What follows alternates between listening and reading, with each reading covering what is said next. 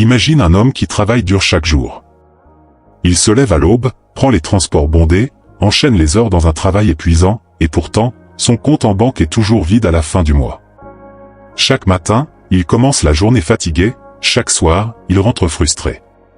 Il espérait que les choses s'amélioreraient avec le temps, mais les années passent et rien ne change. Il regarde autour de lui et se demande pourquoi certains s'enrichissent alors qu'ils peinent à survivre. Son problème ? Ce n'est pas seulement son salaire. C'est sa façon de penser. Ce sont ses habitudes. C'est son entourage. Et le pire, c'est qu'il ne le voit même pas. Il pense que c'est la faute du gouvernement, de la crise ou de son patron. Mais en réalité, c'est un piège qu'il entretient lui-même, sans le savoir. Beaucoup pensent que la pauvreté, c'est juste le fait de manquer d'argent. Mais en réalité, c'est bien plus profond que ça. La pauvreté est avant tout un état d'esprit. Elle est souvent alimentée par des habitudes invisibles, mais destructrices. Des comportements qui, répétés jour après jour, maintiennent une personne dans une situation où elle lutte constamment pour s'en sortir. Si tu veux changer ta situation, tu dois commencer par déconstruire ces schémas. La vraie pauvreté ne commence pas dans ton portefeuille, elle commence dans ta tête. Et tant que tu ne changeras pas ta façon de penser, rien ne changera dans ta vie. Aujourd'hui, je vais te partager cette leçon stoïcienne essentielle. Ces leçons sont simples mais puissantes. Ils t'aideront à identifier les vraies causes de la pauvreté et surtout, à les éviter. Reste bien jusqu'à la fin, car chaque leçon est une clé pour transformer ta vision de l'argent et de la réussite. Prêt à découvrir comment penser comme les plus grands sages pour ne jamais être pauvre ? C'est parti. 1. Reprogramme ton esprit. Nous souffrons plus dans notre imagination que dans la réalité, Sénèque. Il y a deux types de pauvreté. Celle du portefeuille et celle de l'esprit. La première est une condition temporaire. La seconde, un piège dont peu réussissent à s'échapper. Tu crois que tu seras toujours pauvre ? Que l'argent est mauvais ? Que la réussite est un privilège réservé aux autres ? Si c'est ce que tu penses, alors c'est exactement ce qui t'attend. Parce que ton esprit façonne ta réalité bien avant que le monde extérieur ne s'en charge. Imagine-toi dans la Rome antique. Un esclave. Pas de liberté, pas de choix, une vie dictée par les ordres de ton maître. Ta condition semble figée, inchangeable. Et pourtant, au cœur de cette prison, un homme va prouver que la vraie liberté ne se trouve pas dans les chaînes, mais dans l'esprit. Son nom ? Épictète. Né esclave, il aurait pu se résigner, accepter son sort, se dire que sa pauvreté et sa condition étaient une fatalité. Mais il a compris une chose que beaucoup ignorent encore aujourd'hui, ce ne sont pas les circonstances qui définissent un homme, mais la façon dont il les perçoit. Grâce à la philosophie stoïcienne, Épictète s'est libéré intérieurement bien avant d'être affranchi. Il a transcendé sa condition en maîtrisant son esprit. Et toi ? Quelles chaînes invisibles t'empêchent aujourd'hui d'avancer ? On t'a peut-être fait croire que l'argent est la source de tous les maux. C'est faux. L'argent n'est ni bon ni mauvais. C'est un révélateur. Un idiot avec de l'argent devient un idiot dangereux. Un sage avec de l'argent devient un bâtisseur. Les stoïciens enseignaient que ce qui compte, ce n'est pas ce que tu possèdes, mais ce que tu en fais. Tu as deux choix. 1. Rejeter l'argent par peur, et rester à jamais dans la pénurie. 2. L'utiliser avec sagesse pour construire ta liberté et celle des autres. Les riches ne voient pas l'argent comme une fin en soi. Ils le considèrent comme un outil, un levier pour accéder à plus de contrôle sur leur vie. Alors demande-toi, vas-tu continuer à voir l'argent comme une barrière, ou vas-tu l'utiliser pour briser tes limites ? Voici 3 principes stoïciens pour reprogrammer ton esprit. Visualise la perte, imagine que tu perdes tout demain. Comment réagirais-tu ? La peur du manque disparaît lorsqu'on accepte que la richesse matérielle n'est pas la seule forme de richesse. Quand tu n'as plus peur, tu prends de meilleures décisions. Détache-toi de l'argent, mais respecte-le, l'argent ne doit pas être une obsession, mais un outil maîtrisé. Le stoïcien ne fuit pas la richesse, il l'apprivoise et l'utilise avec sagesse. Cherche la connaissance avant la richesse, un homme qui sait utiliser son esprit trouvera toujours des opportunités. Un homme qui ne sait que dépenser perdra tout, peu importe ce qu'il gagne. Le véritable esclavage, c'est l'ignorance et la peur. Libère-toi. Reprogramme ton esprit. Et tu verras les opportunités là où les autres ne voient que des barrières. 2. Identifie et élimine les mauvaises habitudes. D'abord nous façonnons nos habitudes, puis nos habitudes nous façonnent, Sénèque. Regarde ta vie en face. Sois honnête. Où va ton temps? Chaque heure passée à scroller sans but, chaque matinée gaspillée devant des distractions inutiles, chaque soirée où tu te laisses emporter par la procrastination, c'est une heure que tu voles à ton propre avenir. Imagine deux hommes. L'un finit pauvre, frustré, prisonnier d'une vie qu'il n'a jamais vraiment choisie. L'autre bâtit lentement mais sûrement sa liberté. Pourtant, aucun des deux n'a hérité d'une fortune. Aucun des deux n'a reçu de traitement de faveur. Alors, qu'est-ce qui les différencie? Un seul facteur, leurs habitudes. L'un vit au jour le jour, distrait, sans jamais penser à demain. L'autre cultive chaque jour des actions qui construisent son avenir. Un homme se disperse.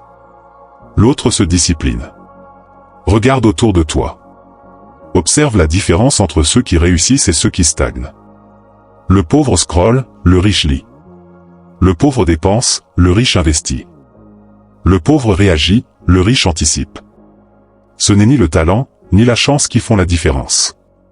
C'est la répétition des bonnes actions. Les stoïciens avaient une règle simple, ne pas gaspiller son énergie sur ce qui n'apporte rien à l'âme. Aujourd'hui, cette sagesse est plus précieuse que jamais. Nous vivons à une époque où les distractions sont infinies, et où la majorité des gens s'y abandonnent sans réfléchir. Alors pose-toi cette question, es-tu l'esclave de tes distractions ou l'architecte de ta vie? Si tu veux transformer ta vie, commence par une seule chose, examiner ton quotidien avec un regard brutalement honnête. Fais un audit de tes journées. Pendant une semaine, note tout ce que tu fais. Tout. De l'instant où tu te réveilles jusqu'au moment où tu te couches. Sois prêt à être choqué, tu vas découvrir combien d'heures précieuses sont jetées par la fenêtre. Élimine les habitudes qui t'affaiblissent. Ne cherche pas à ajouter des bonnes habitudes tout de suite. Commence par supprimer celles qui te sabotent. Tu ne peux pas te permettre de vivre en pilote automatique. La pauvreté n'est pas seulement un manque d'argent. C'est un état d'esprit nourri par des habitudes médiocres. Brise ce cycle. Change tes habitudes. Et tu changeras ton destin. Si cette vidéo vous plaît, mettez un like, commentez et abonnez-vous, car cela me permet d'élargir mon audience. En retour, nous promettons de toujours continuer à améliorer nos contenus pour vous. 3. Ne dépend pas d'un seul revenu. Ne mets pas tous tes œufs dans le même panier, un proverbe ancien. Imagine un homme qui marche sur un fil tendu au-dessus du vide, sans filet de sécurité. S'il glisse, tout est fini. C'est exactement ce que font ceux qui ne dépendent que d'un seul salaire. Ils jouent leur vie sur une seule source de revenus. Beaucoup pensent que le CDI est une sécurité. Mais demande-toi, que se passe-t-il si tu perds ton emploi demain? Si ton unique source de revenus disparaît, combien de temps peux-tu survivre sans paniquer? La vraie richesse ne vient pas d'un bon salaire, mais de multiples flux financiers qui te permettent de rester debout, même si l'un d'eux disparaît. Crée alors plusieurs sources de revenus. L'objectif est simple, avoir plusieurs piliers financiers pour ne jamais être pris au dépourvu. Et voici comment. Trouve un revenu complémentaire dès maintenant. Automatise une partie de tes revenus. Fixe-toi un plan concret. Les stoïciens nous enseignent à ne jamais dépendre d'un seul facteur externe pour notre survie. Un homme libre ne met jamais son destin entre les mains d'une seule entreprise ou d'un seul patron. Marc Aurèle disait, « Rien ne doit te surprendre. Prépare-toi toujours à ce qui peut arriver. » Si ton unique source de revenus s'effondre demain, seras-tu prêt? Ne sois pas pris au dépourvu, commence dès aujourd'hui. 4. Développe des compétences qui rapportent. D'après Épictète, ne souhaite pas que les choses arrivent comme tu le veux, souhaite qu'elles arrivent comme elles doivent arriver, et tu seras heureux. Pourquoi certaines personnes gagnent-elles bien leur vie, tandis que d'autres galèrent, même en travaillant dur? La réponse est brutale, mais simple. Le marché ne récompense pas l'effort. Il récompense la valeur. Tu peux travailler 10 heures par jour à soulever des charges lourdes sous un soleil brûlant. Tu gagneras toujours moins qu'un consultant qui passe sa journée dans un bureau climatisé. Pourquoi? Parce que le consultant possède une compétence rare et recherchée. L'ouvrier, bien que courageux, fait un travail que beaucoup peuvent faire. Si tu veux sortir de la pauvreté, tu dois cesser de vendre ton temps et commencer à vendre ta valeur. Pourquoi certaines personnes gagnent plus que d'autres? L'économie fonctionne selon une loi fondamentale, l'offre et la demande. Plus une compétence est rare et utile, plus elle est rémunérée. Prenons 2 exemples concrets. Jean travaille dans un entrepôt. Il gagne le salaire minimum, car son travail ne nécessite pas de compétences particulières. Il peut être remplacé facilement. Paul est développeur en intelligence artificielle. Il a appris une compétence en forte demande. Les entreprises se battent pour l'embaucher. Il peut négocier son salaire. 2 hommes, 2 destins. L'un échange son temps contre de l'argent. L'autre vend une compétence rare. La différence ? Paul a compris une chose essentielle, l'argent va là où il y a de la rareté et de l'utilité. Même dans la Rome antique, un philosophe comme Sénèque était mieux payé qu'un simple soldat car ses conseils aux empereurs avaient une valeur inestimable. Aujourd'hui, ceux qui maîtrisent le marketing, la programmation ou l'investissement sont bien plus valorisés que ceux qui ne savent rien faire de spécial. 5. Coupe les relations toxiques. Évite autant que possible la compagnie des gens négatifs, ils ont un problème pour chaque solution. Regarde autour de toi. Avec qui passes-tu le plus de temps ? Es-tu entouré de personnes qui parlent de projets, de croissance, d'opportunités ?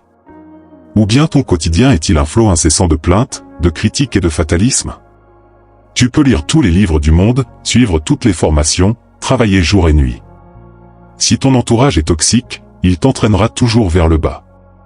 Voici 4 types de relations toxiques. Si tu veux avancer, tu dois apprendre à identifier et à éliminer ces obstacles cachés. Les pessimistes chroniques. Ceux qui ont toujours une excuse pour ne rien tenter. Ils ne croient pas en eux, et encore moins en toi.